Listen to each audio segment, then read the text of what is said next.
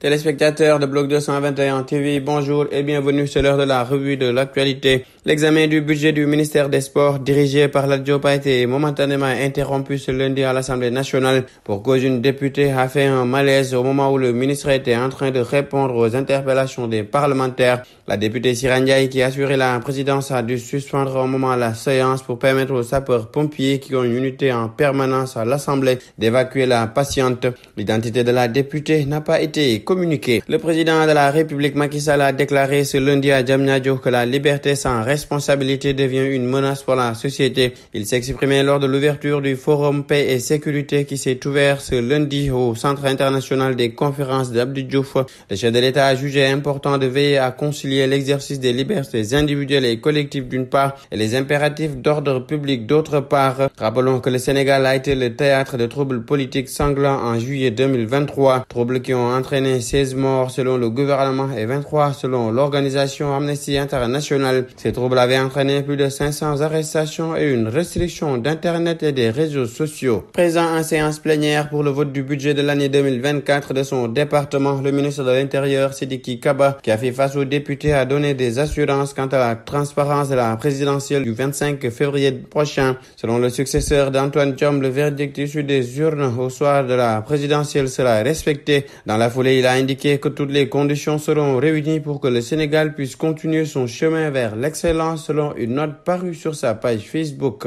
Le candidat de la coalition Benno Bokk Yakaar, Amadou Ba et compagnie ont réussi à mobiliser plus de 3 millions de parrains selon la une du journal Le Soleil de ce lundi. Une parution qui a fait réagir l'ancien capitaine Seydina Omar Touré. Selon lui, il est légitime de s'interroger sur le pourquoi de cet article du quotidien national Le Soleil. Un service public de l'État du Sénégal devient un organe de propagande d'une coalition de partis politiques. Karim Wade, membre du Parti démocratique sénégalais, est actuellement en exil au Qatar, se prépare activement pour l'élection présidentielle sénégalaise prévue en 2024. Comme annoncé dans un communiqué du secrétariat à la communication du PDS, Wade fils a déposé sa caution de 30 millions de francs CFA à la caisse de dépôt et de consignation ce lundi. Depuis son exil au Qatar, Karim Wade prépare son retour au Sénégal. Malgré plusieurs annonces de ses proches, il n'a toujours pas débarqué à quelques mois de la présidentielle. Après ce dépôt de la caution, son retour au Bercail semble de plus en plus proche. À compter de maintenant jusqu'à la date de clôture des dépôts de candidature, les guichets de la CDC seront exceptionnellement ouverts sans interruption de 8h à 19h en semaine,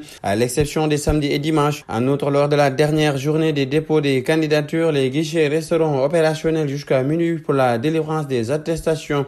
Le directeur général de la CDC a reçu une importante délégation du Parti démocratique sénégalais venu déposer la caution du candidat à la candidature de Karim Meïssa Wade. De l'international, le secrétaire général de l'ONU, Antonio Guterres, a exprimé lundi son optimisme prudent quant à la prolongation de 2 jours de la trêve à Gaza, qualifiant cette décision de lueur d'espoir et d'humanité au milieu des ténèbres persistantes de la guerre. Cette prolongation, bien que bienvenue, est reconnue comme insuffisante pour répondre pleinement aux besoins pressants des habitants de Gaza qui font face à des conditions de vie difficiles. Guterres a souligné que même avec ce temps supplémentaire, il serait impossible de satisfaire tous les besoins immenses de la population éprouvée. La situation à Gaza demeure critique et la prolongation de la trêve offre une fenêtre temporaire pour intensifier les efforts humanitaires. Les organisations internationales, les agences d'aide et les autorités locales sont mobilisées pour fournir un soutien vital allant de l'assistance médicale à la distribution de nourriture et d'abris. Au Burkina Faso, la scène artistique est en deuil suite au décès soudain samedi dernier à l'hôpital de Mamadou Sanou, alias Bamba, commandant son nom de scène. Chanteur, joueur de ngoni, l'artiste était l'un des rares à se produire, à présenter sa musique, son afrobeat mandingue partout dans le monde. Le punk noir du Burkina Faso, comme surnommé, est décédé à l'âge de 49 ans. C'était tout, mesdames et messieurs. Nous vous donnons rendez-vous dans un autre numéro. D'ici là, restez avec nos programmes. Bloc 221 TV.